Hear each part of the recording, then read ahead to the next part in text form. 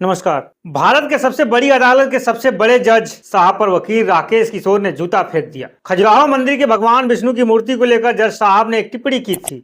वकील राकेश किशोर आहत हो गए। वकील राकेश किशोर यह भी डंके की चोट पर कहता है कि परमात्मा मुझे अगर दोबारा कहेंगे तो मैं दोबारा यही कृत्य करूंगा।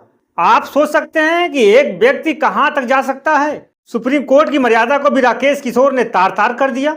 या राकेश किशोर ने जूता सिर्फ चीफ जस्टिस ऑफ इंडिया पर नहीं फेंका है, यह भारत के सबसे बड़े अदालत पर जूता फेंका है। यह कोई सामान्य छोटी सी घटना नहीं है, एक बहुत बड़ी घटना है। इतने बड़े देश जिसकी आबादी 140 करोड़ और 140 करोड़ की आबादी वाले सबसे बड़े अदालत पर, सुप्रीम कोर्ट पर राकेश किशोर और सबसे बड़े जज पर BR गवई पर जूता फेंक देता है और सरकार की तरफ से सिर्फ निंदा प्रस्ताव जारी होता है। और एक सोशल मीडिया पर कोई सामान्य सा पोस्ट कर दे सरकार के खिलाफ तो उस पर FIR हो जाता है, NSA लग जाता है, मुकदमा ठोक दिया जाता है।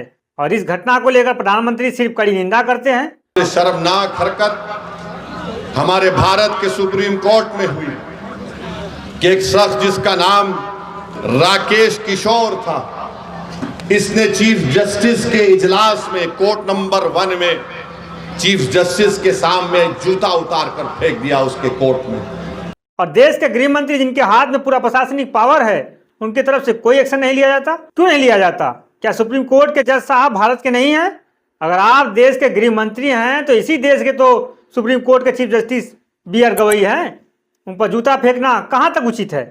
सरकार और मंत्री मौन हैं। क्या ऐसा है कि किसी वर्तमान सरकार के मंत्री, विधायक, सांसद पर फेंका जाता तो सरकार मौन हो जाती, चुप रहती, इसी तरह चादर तान कर सोती? लेकिन नहीं, यही अफसर जो आज मौन है, नंगे पांव दौड़ते फेंकने वाले को पकड़ने के लिए, इस घिनौना कृत्य करने वाले को 24 घंटे के अंदर पकड़ लेते। निकला उसमें लिखा था कि सनातन धर्म का अपमान नहीं सहेगा हिंदुस्तान।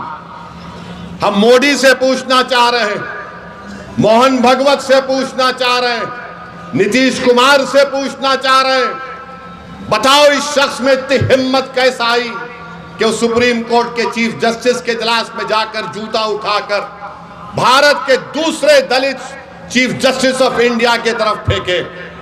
नरेंद्र मोदी 11 साल आपके प्रधानमंत्री की मौजूदगी में इस तरह का जहर फैला दिया आपने। अभी पिछले साल की घटना है, भाजपा के प्रवक्ता राकेश त्रिपाठी का हूटर एक ट्रैफिक पुलिस ने उतरवा दिया था। उसके बाद भाजपा प्रवक्ता राकेश त्रिपाठी की भावना आहत हो गया। फिर उसके बाद ट्रैफिक इंस्पेक्टर को लाइन हाजिर कर दिया गया। फिर उसके बाद उसको निलंबित कर दिया गया।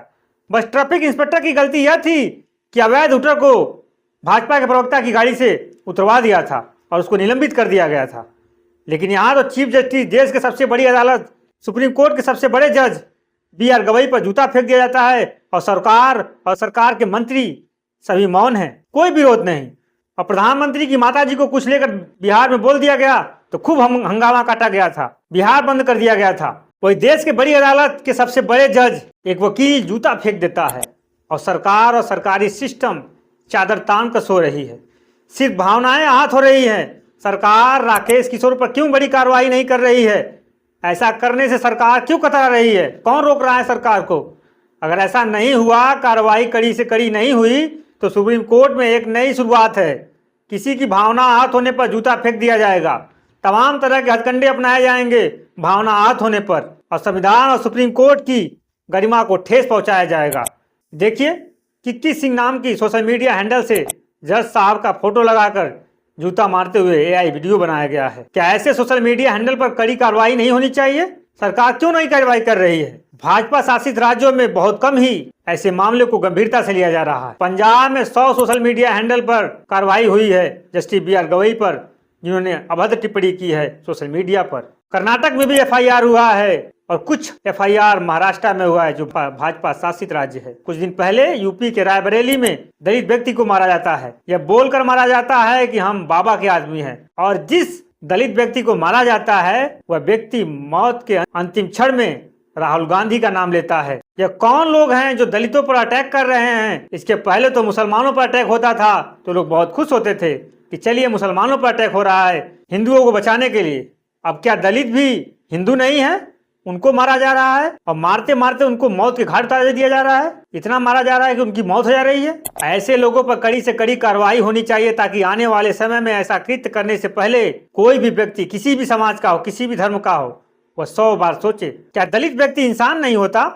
जो हिंदू राष्ट्र आप लोग बनाने की बात करते हैं, उस हिंदू राष्ट्र में दलित व्यक्ति को जगह मिलेगी या नहीं मिलेगी? जब दलित व्यक्ति मंदिर जाता है तो आपका मंदिर खंडित हो जाता है और उसी दलित व्यक्ति का वोट लेने में कोई नेता, कोई विधायक, कोई सांसद, कोई मंत्री खंडित नहीं होता। यह भी तय करना है कि दलित व्यक्ति हिंदू है या नहीं है। अगर है तो क्यों मारा जाता है, उसका विरोध क्यों नहीं होता है? अगर दलित व्यक्ति हिंदू नहीं है तो क्यों नहीं है, यह भी बताना पड़ेगा जो हिंदू राष्ट्र बनाने की बात करते हैं। याद है आपको, मध्य प्रदेश में एक दलित व्यक्ति के ऊपर पेशाब कर दिया गया था और पेशाब करने वाले जिस जाति का था उसके जाति के लोगों ने उसका सम्मान किया था। मतलब किसी भी व्यक्ति के ऊपर पेशाब कर देना और लोग उसको सम्मानित करे। क्या दलित व्यक्ति इंसान नहीं?